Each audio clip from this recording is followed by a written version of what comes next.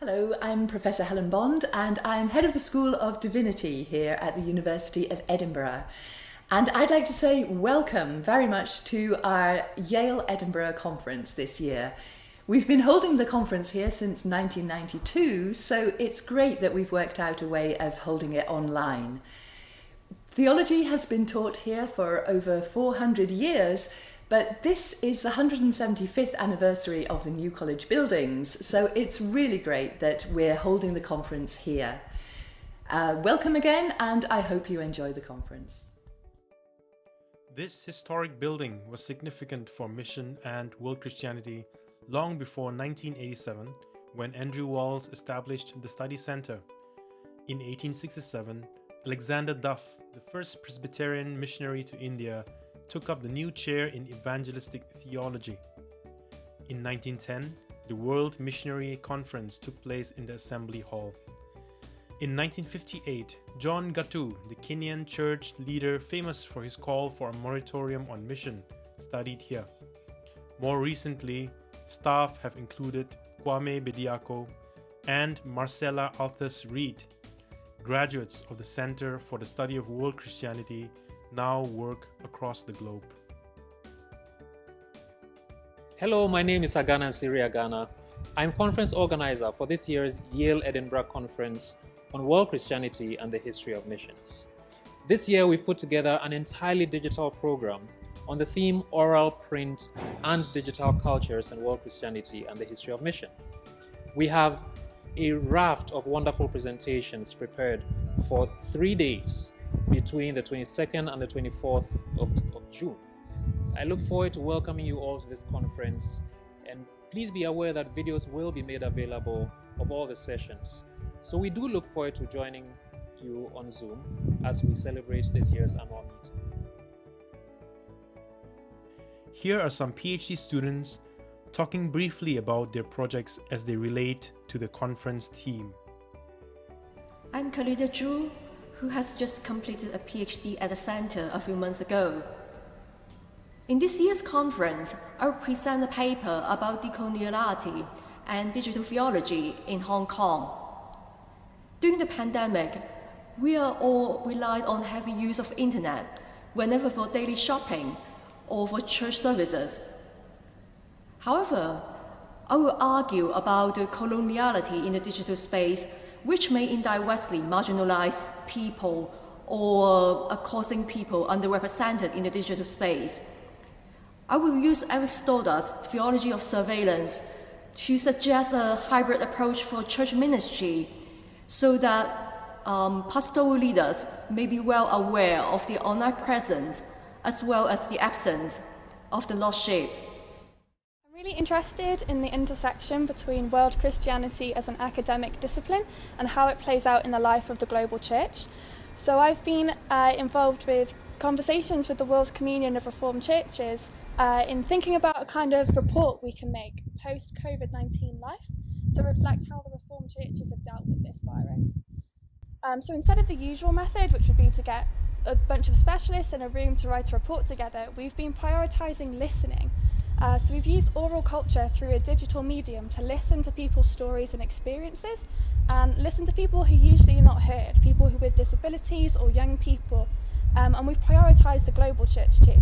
And I think this medium actually brings a lot of different emotions that you don't get with a written report when you listen to someone's story. So it's been a really interesting experience for me. Words need containers. Scholars in textual studies paid much attention to the contents of texts, and thus forget the medium through which words are expressed. My research is about Christianity in Han China between the 7th and 10th centuries. The Chinese name for Christianity at that time was Jinjiao, the luminous teaching. A stele, manuscripts, and tombstones are the objects where the Jinjiao texts are preserved. Since the discovery of the famous Xi'an Christian stele in the 1620s, the Jesuit print versions and later modern transcriptions have played significant roles in transmitting the inscription. The change of the medium has brought about different ways of reading and interpretations. Hello again, my name is Agana Siriagana. I studied digital culture, which is essentially the uses, behaviors, and perspectives that are generated as young people, as people in general, encounter technologies, digital technologies. In Ghana, this is becoming a really serious conversation because while young people express themselves online, traditional centers of authority, and especially religious authority, often feel somewhat threatened. There comes to be a divergence of opinion as to how people ought to live the Christian life and as to whether or not it is being faithfully lived out in online contexts. So my research will try to find a path towards a public theology that harmonizes ways of being online with the traditions that build up Christian faith. Episode of our podcast project, and this episode was supported by alumni and friends of the University of Edinburgh through the Student Experience Grants scheme. So a big thank you to the Student Experience Grant for the support given to launch this project. We're excited and we're looking forward to see how this pans out.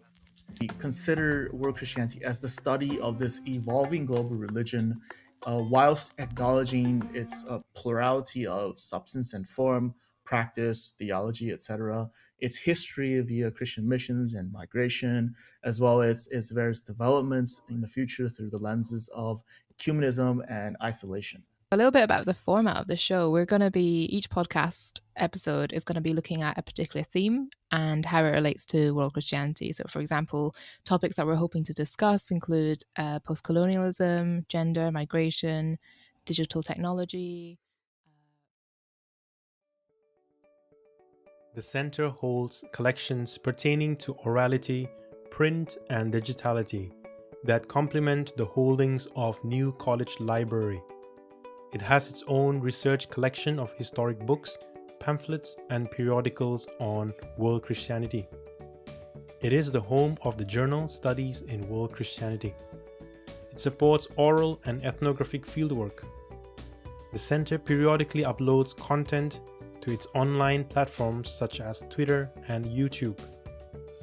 In past years, students and faculties associated with the center have experimented with new platforms for disseminating scholarly information online. Hello, I'm Emma Wildwood, co-director of the Centre for the Study of World Christianity. From New College, Edinburgh, we welcome you to the Yale Edinburgh Conference 2021. And if you haven't registered yet, there's still time. Please look at the details at the end of this clip. We look forward to seeing you on Zoom on the 22nd of June.